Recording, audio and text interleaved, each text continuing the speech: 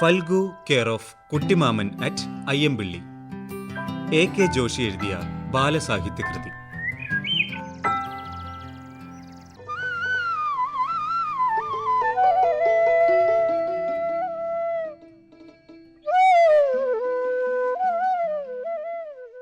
തുടർന്ന് 2-3 ദിവസങ്ങൾ വല്യമ്മാവൻ്റെ കണ്ണുവെട്ടത്ത് പെടാതിരിക്കാൻ കുട്ടിമാമൻ വളരെ ശ്രദ്ധിച്ചു. 3-4 ദിവസം കഴിഞ്ഞ് കുട്ടിമാമൻ അബദ്ധത്തിൽ വല്യമ്മാവൻ്റെ മുന്നിൽ പെട്ടപ്പോൾ ഫൽഗു ചിന്തിച്ചു, ആദ്യം എന്തു നടക്കും? പരുത്തിപ്പത്തലിന് നടുമ്പുറത്തടിക്കുമോ? കാലിൻ്റെ മുട്ടുചിരട്ട തകർക്കുമോ? അതോ ചവിട്ടി പുത്തൻ തോട്ടിലിടുമോ?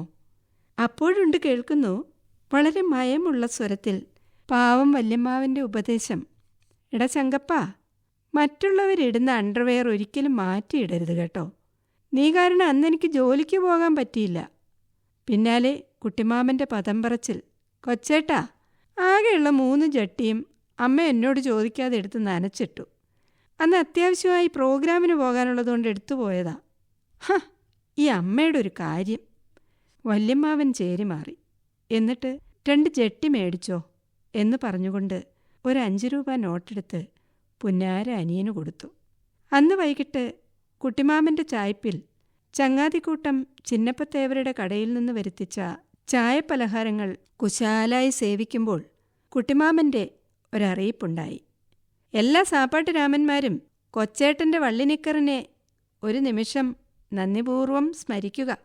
ആദ്യമായാണ് ഒരു വള്ളിനിക്കറിൻ്റെ മേലുദ്യോഗസ്ഥനാവേണ്ടി വന്നതെന്ന് മഹിയുടെ പാൻറ്റിൻ്റെ ഒരു പരാതി കിട്ടിയിട്ടുണ്ട്. ഉലകനാഥൻ പോലീസിൻ്റെ കളിവാക്ക്. പിന്നാലെ വേലായുധമാഷിൻ്റെ നിരൂപണം. മ്ലേച്ഛം മ്ലേച്ഛം. അപ്പോൾ കുട്ടിമാമൻ മഹിച്ചേട്ടനോട് പറയുകയാണ്, ഡേ മഹി, നിന്റെ അമ്മ വാങ്ങിക്കൊണ്ടുപോയ ആ ഡ്രസ്സ് നാളെ തന്നെ കിട്ടണം കേട്ടാ. പള്ളിപ്പുറം പള്ളി പ്രോഗ്രാമുള്ളതാണ്. നല്ല പുള്ളി.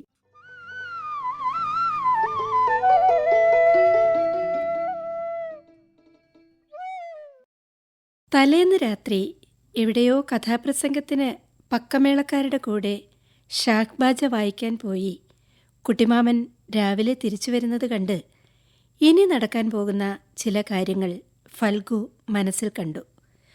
അമ്മാമ്മയ്ക്ക് ചിന്നപ്പൻ ചേട്ടൻ്റെ ചായക്കടയിൽ നിന്ന് പാൽച്ചായയും ഉണ്ടംപൊരിയും വാങ്ങിക്കൊടുക്കും.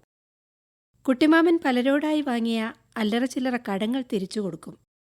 കുട്ടികളോ മുതിർന്നവരോ എന്നില്ലാതെ ഇന്ന് കണ്ണിൽ കാണുന്നവർക്കെല്ലാം ധനസഹായം ചെയ്യും. കുട്ടിമാമൻ്റെ ഭാഷയാണ് ധനസഹായം.